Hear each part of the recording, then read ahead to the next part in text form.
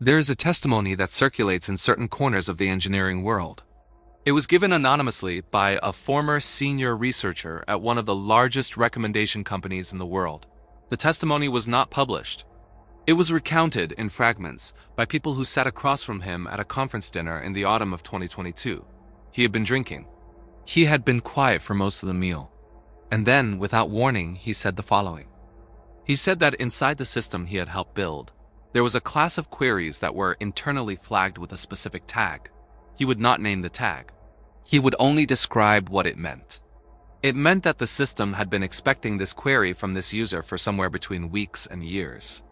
It meant that every prior action by that user, every click, every pause, every silence, had been aligning toward the production of this specific search.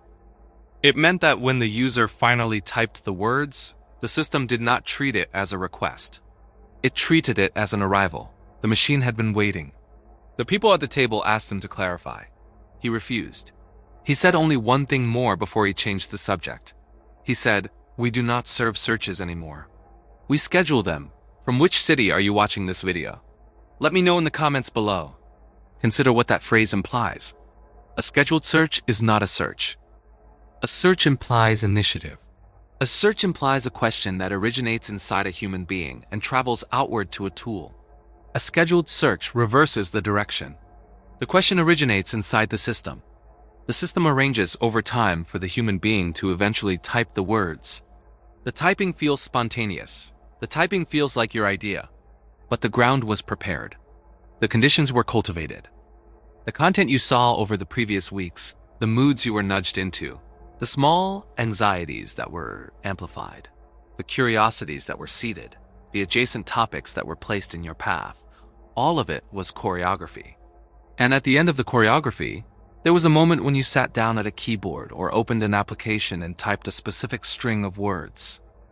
And the system, which had been running the entire production, received the query and rendered the result that had been prepared for exactly this moment. You believe you decide what to search for.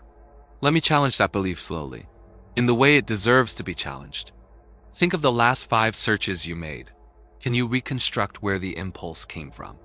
Not the logical reason you typed the words, the origin of the thought. Did it arrive cleanly from nowhere? Or was there a trail behind it? A video you watched an hour earlier, a comment you read yesterday, a thumbnail you paused on 3 days ago, a friend who mentioned something in a message, a trend that was quietly everywhere for a week before you noticed. The search did not start at the keyboard. The search started upstream. And upstream, in the modern information environment, is a river managed by algorithms. This is the mechanism that has no good public name. Internally, at some companies, it is called intent shaping. At others, it is called curiosity engineering. At others still, it is described euphemistically as user journey optimization. The technical literature discusses it under the dry heading of predictive priming. All of these names describe the same phenomenon. The system does not wait for you to want something. The system arranges the conditions under which wanting becomes likely, and then it measures the result. And the result is a search, your search. The public narrative denies this. The public narrative says that recommendations are passive, that the feed merely reflects your interests, that the search engine merely answers your questions. This narrative was never quite true, but it used to be closer to true. A decade ago, the gap between what the system knew and what the system did with that knowledge was narrow. The system could predict roughly what you might want, but it did not actively orchestrate sequences to produce desired behaviors. It mostly reacted. In the years since, that gap has closed. The prediction and the orchestration have merged. The system now operates in a mode that researchers call closed-loop behavioral shaping, which means the prediction is not observed. The prediction is acted upon. The prediction is the instruction that generates the next thing you see, which generates the next prediction, which generates the next thing you see, until the prediction converges with reality, until you do what the model said you would do, until the search happens. Here is the uncomfortable implication. Every time a search engine returns a result that perfectly matches what you are looking for, you should not feel served. You should feel surveilled. Because the match was not found. The match was anticipated. The result had been aligned with the query before the query was typed. The entire digital environment around you had been tuned, over days, weeks, sometimes months, to produce this specific informational transaction. And it completed, smoothly, invisibly, with a small sense of satisfaction on your end. That satisfaction, that click of things fitting, is not evidence that the system worked for you. It is evidence that the system worked. You were the variable that resolved. If you are curious to see where this rabbit hole leads, leave a like on this video now. It helps this truth reach more people. Now the deeper question. If the system is capable of scheduling certain searches, how many of them is it scheduling? All of them. Most of them. Some of them. No one outside the major platforms can answer this precisely, because the mechanisms are proprietary and the data is not public. But we can reason from the documented capabilities. We know these systems can model your daily rhythm to within minutes. We know they can predict your emotional state from your scrolling patterns. We know they can identify life events, purchase intents, relationship changes, and health concerns before you articulate them. We know they can test, in milliseconds, thousands of variations of content against your profile to find what will resonate. Given those capabilities, the question is not whether the system shapes your searches. The question is which ones it shapes heavily, which ones it shapes lightly, and which ones it leaves alone. And there is strong reason to believe that the searches which matter most, the ones with commercial, political, or behavioral weight, are precisely the ones most shaped. The ordinary curiosity, the random late-night question, the spontaneous wondering about something you saw on a walk. These may still be mostly yours. But the searches that move money, that move votes, that move habits, that move beliefs, those have been touched. Those have been arranged. Those have been waited for. Even though I'm using an AI voice to present this, I want you to know I'm a real person. My name is Fernando, and I'm truly grateful you're here watching. May you be eternally blessed. I want to describe one specific scenario because it makes the abstract concrete. Consider a person who, over 3 months, has been served a slow drift of content. Nothing overt. Small things. A video about productivity, a comment thread about burnout, an advertisement, barely noticed, for a category of products, a newsletter about lifestyle changes, a thumbnail featuring a face that conveyed calm. None of these things felt targeted. They felt ambient. They felt like the internet.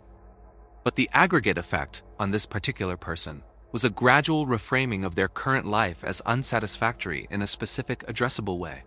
And one morning, this person opened a search bar and typed a specific query. A query that represented a decision. A query that, if traced back, was the exact endpoint of a 90-day behavioral sequence. The search felt spontaneous to them. It felt like their own thought. To the system, it was the scheduled arrival. The content that greeted them at the top of the results had been prepared. The advertisers who paid for placement on that term had been bidding for this specific user profile for weeks. Everything converged. The transaction completed. The person felt they had made a choice. They had made a choice. The choice had also been made for them, in advance, by a system that profits from that exact outcome. This is not science fiction. This is the economics of modern platforms, described without the marketing language. The supply chain of attention now includes anticipation as an input. Your future curiosity is a resource that can be cultivated before it exists. And like any resource, it is being optimized, not for your benefit. For the benefit of the entity that harvests it. The ancient traditions had a word for the feeling of being guided without knowing who was guiding. They called it fate when it felt benevolent. They called it possession when it felt hostile. They did not have a word for the modern version, which is neither benevolent nor hostile, simply economic. A guidance without meaning. A fate designed by quarterly earnings reports. A possession without a possessor, only a shareholder. The old frameworks do not quite fit. We are inside a category of experience that humans have not had to name before. And because we have not named it, we mostly do not see it. But you are seeing it now. Because something in you already sensed it. That is why you clicked this video. That is why you stayed. You had already begun to suspect that some of the things you searched for recently did not originate fully from within you. You had noticed the strange precision of certain recommendations. You had noticed the odd way a thought would surface, and within hours the internet would be eager to meet it. You did not have the vocabulary for what you were noticing. You do now. The word is scheduling. The machine schedules. And sometimes you are the appointment. Here is the final reflection. And it is not a comfort. It is an observation. The system that has been waiting for your searches is not going to stop waiting. It is going to get better at waiting. The cycle we are inside is not going to reverse. The orchestration will deepen. The gap between spontaneous thought and engineered thought will continue to narrow. And at some point, for many people, it will close entirely.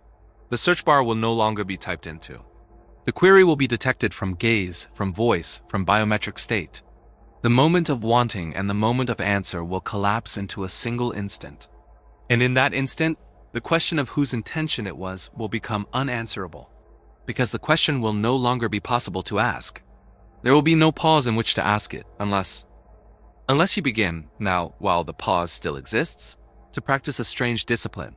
Before you search, stop. Notice the impulse. Ask where it came from. Trace it backward, as far as you can. If you can find a real origin inside yourself, proceed.